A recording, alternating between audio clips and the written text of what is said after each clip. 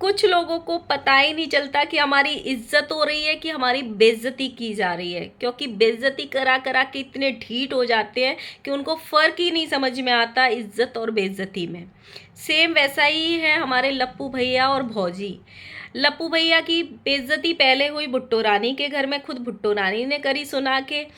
अब बेइज्जती किसने करी? मिस्टी मायूस ने, क्योंकि इनको घर घर जाके ठिकाना ढूंढना होता है, घर घर जाके फ्री का खाना खाना होता है, उनके फ्री के प्रोडक्ट को खुद अपने ब्लॉग्स में लिंक पीपीडीएम करना होता है, इसीलिए ये घर घर धमक जाते हैं।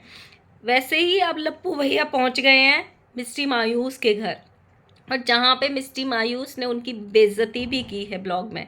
So hello guys, Radhe Radhe, जय श्री कृष्णा। स्वागत है एक और नए वीडियो में। आई होप सब अच्छे होंगे, स्वस्थ होंगे, मस्त होंगे और जहाँ भी होंगे तंदुरुस्त होंगे। अगर आपको मेरी वीडियो अच्छी लगती है तो प्लीज़ गाइस वीडियो को लाइक करना, कमेंट करना, और जिन लोगों ने भी सब्सक्राइब नहीं किया हुआ है प्लीज़ गाइस चैनल को सब्सक्राइब ज़रूर कर देना। इस वीडियो में हम बात करने वाले हैं लप्पू और लप्पी की बेशर्मी की। मतलब मुझे समझ में नहीं आता, ये बंदा खुद को बोलता है कि मैं 15 लाख रुपए महीने कमाता हूँ, मैं 25 लाख रुपए महीने कमाता हूँ, मैं 40 लाख रुपए कमाता हूँ, लेकिन औकात और हैसियत और इनका जो बिहेवियर है वो दो कौड़ी का है। बेंगलोर वाली जीजी की भाषा में बोले तो लिटरली दो कौड़ी का है। मतलब कभी भी मुंह उठा के आधी रात किसी के भी घर में घुस जाओ, किसी के भी बेडरूम में घुस जाओ कैमरा लेके। इनको इतनी शर्म नहीं है कि कोई इंसान अपने बच्चे को सुला रहा है, वो कैसे सो रहा होगा, किस हालत में होगा, बस आओ और सीधे घुस जाओ उसके बेडरूम में वो भी कैमरा लेके। मतलब इतनी सी तो मतलब शर्म और इतनी सी तो अक्ल आजकल 7-8 साल के बच्चे में भी होती है कि हमको किसी के बेडरूम में घुसने से पहले नॉक करना होता है। और बेडरूम एक ऐसी चीज़ होती है जहाँ पे एक प्राइवेसी होती है, जहाँ पे तुम कैमरे का यूज़ नहीं करना चाहिए। मतलब ये तो ठहरे बेशर्म। इनको शर्म और बेशर्मी में अंतर तो पता नहीं है। और इनका कंटेंट ही ये है कि जिन लोगों पे ये अपना अधिकार समझ चुके हैं उनको कैमरे के सामने कैसे भी दिखा दो।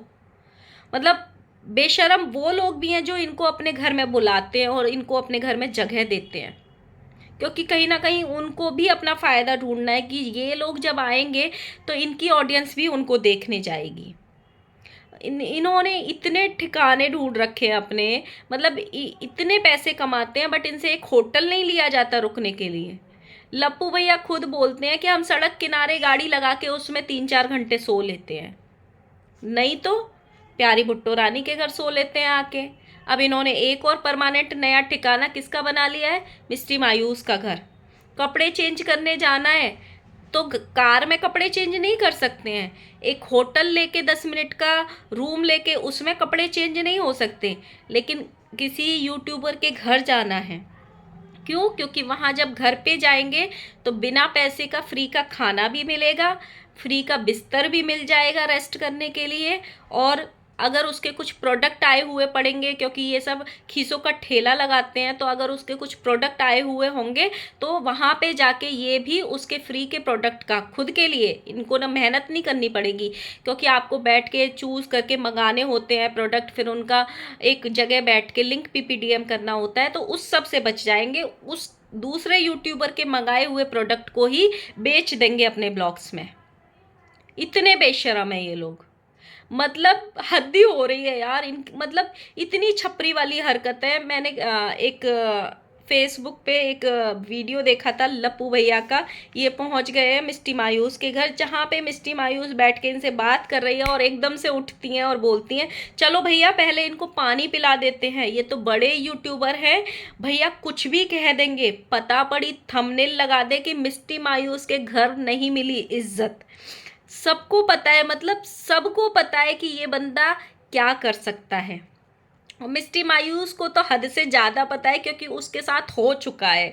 अब वो पता नहीं किस दबाव में इन लोगों को अपने यहाँ पे बार बार बुला लेती है, मुझे नहीं पता। बल्कि जब वो घर में रहती है, खुद अपनी वीडियो बनाती है, तब वो अच्छी लगती है। जब जब लप्पू उनके यहाँ जाता है ना, उनके खुद भी वो कहीं ना कहीं एक वो रहता है कि भाई मैं कुछ ऐसा ना कर दूँ कि ये मेरे साथ कंट्रोवर्सी कर दे।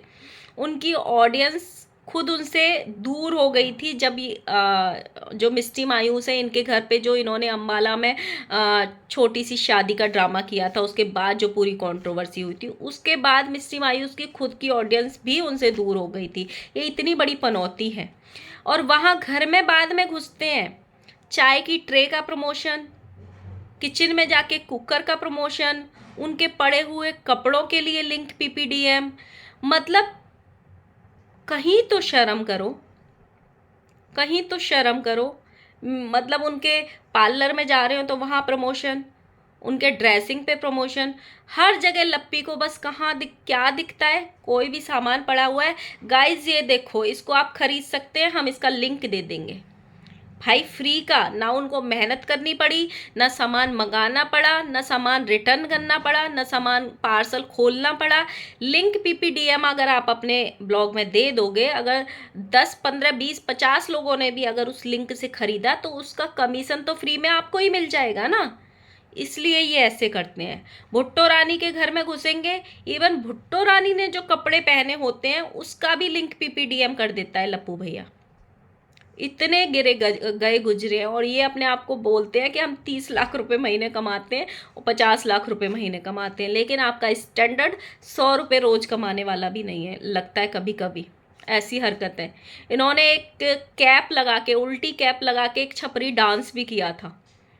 उसके वो गाना मुझे अभी याद नहीं है किस पे किया था, लेकिन फेसबुक पे वो डाला था। भुट्टो रानी के साथ में लप्पी ने किया था, फिर लप्पू के साथ में किया था लप्पी ने।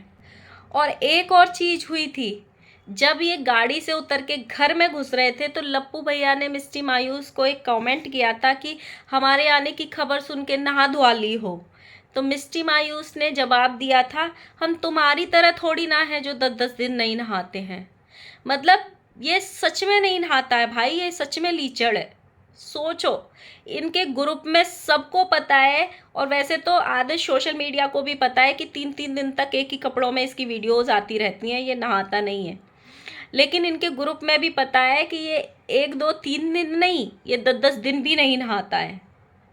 ये लिटरली ये वाली बात खुद मिस्टी मायूस ने बोली है एक वीडियो में।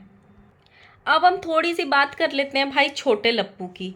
छोटे लप्पू के जीवन में एक छोटा सा एक दुख आया, दुख नहीं बोलेंगे, एक मतलब कुछ भी बोल सकते हो। जो चीज़ तुम्हारे नसीब की नहीं थी वो पास आके भी चली गई, जो खुशी तुम्हारे नसीब की नहीं थी वो पास आके भी चली गई। बट छोटा लप्पू इतना बेशर्म है, उसको इतना भुना रहा है, इतना भुना रहा है कि उसने ना बेशर्मी की सारी जो हदें हैं ना वो पार कर रखी है। पहले अपनी बीवी को जहाँ पे भी उसको मतलब पेन में दिखाया, तड़पते हुए दिखाया, फिर उसका वो जो अबॉर्शन वाली चीज़ होती है वो करते हुए दिखाया। फिर उसने इमोशनल कार्ड खेला कि जब उसको पता चली तो कैसे रिएक्शन हुए वो दिखाया। अपनी प्रेगनेंसी टेस्ट किट तक भी दिखा डाली अपनी ऑडियंस को। अब जब ऑडियंस ये बोल चुकी है कि भाई बस कर दे, अब तो बाज आ जा, अब इस चीज़ को रहने दे, जो चीज़ तुम्हारी नहीं है वो निकल चुकी है, अब तुम आगे का सोचो, आगे बढ़ो, नया कंटेंट दिखाओ, उसी पे मत अटके रहो। लेकिन छोटा लप्पू तो ठहरा लप्पू का भाई, वो कैसे आगे बढ़ जाएगा? जब तक उसके फ़ोन की वो एक एक वीडियो को नहीं दिखा देगा वो बिल्कुल भी नहीं रुकेगा। अब उसने क्या किया, टेस्ट किट दिखाने के बाद पहले अपनी दादी का रिएक्शन दिखाया कि दादी को पता चला तो कैसा लगा उन्होंने। अब लास्ट वाले ब्लॉग में उसने अपनी मम्मी का रिएक्शन दिखाया, यानी धमकी माता का। पूरा रिएक्शन नहीं दिखाया, थोड़ा सा दिखाया 2 मिनट का। पूरा रिएक्शन अगले वाले ब्लॉग में दिखाएगा, टू बी कंटिन्यूड करके। फिर वो पापा का दिखाएगा, फिर ताऊ ताई, फिर बुआ, मतलब सबका दिखाएगा। जब तक उसके पास सारी वीडियो रहेंगी, थोड़ा थोड़ा थोड़ा थोड़ा करके वो हर एक वीडियो में एक एक क्लिप लगाएगा, ताकि ऑडियंस वो देखे कि इनके घर में कैसा रिएक्शन था सबका। भाई एक ही वीडियो बना डाल अगर इतनी चुल मची है तो। जो चीज़, जो खुशी अब आने वाली नहीं है, उस खुशी की वीडियोस को डालने का मतलब क्या है? अब आप बता चुके हो कि वो चीज़ हमारे जीवन में अब आने वाली नहीं है, उससे आप पैसा बटोर चुके हो, उसका पूरा पूरा कंटेंट बना चुके हो। आपको इतनी भी शर्म नहीं आई कि बेबी तड़प तड़प के वहाँ पे पूछ रही थी कि मेरा पति कहाँ है और पति क्या कर रहा था, वीडियोज़ बना रहा था। जब आप वो वीडियोज़ भी डाल चुके हो तो भाई अब तो बस कर दो। मतलब इतनी भी शर्म नहीं है इन लोगों को। अभी इन लोगों को मतलब इतना इतना सा कंटेंट भी उठाना होता है। आप सोचो, क्या कोई इंसान मतलब इस हद तक गिर सकता है?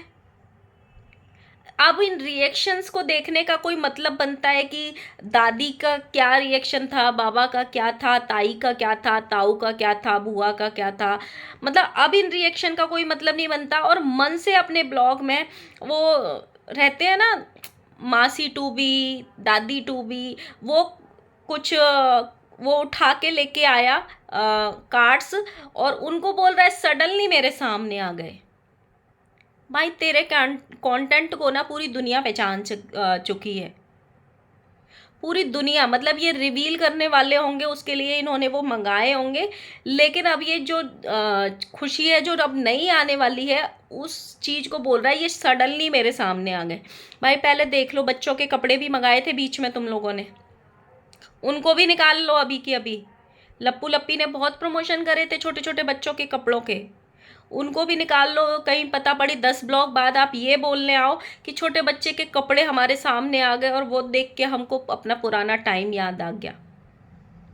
थोड़ा ना चीज़ों को, सोशल मीडिया इन्फ्लुएंसर हो तुम, इन्फ्लुएंसर का स्पेलिंग भी तुमको नहीं पता होगा। खासकर छोटे लप्पू को तो बिल्कुल भी नहीं पता, इसको यही नहीं पता चलता कि मैं ब्लॉग क्या बना रहा हूँ, मैं बोल क्या रहा हूँ।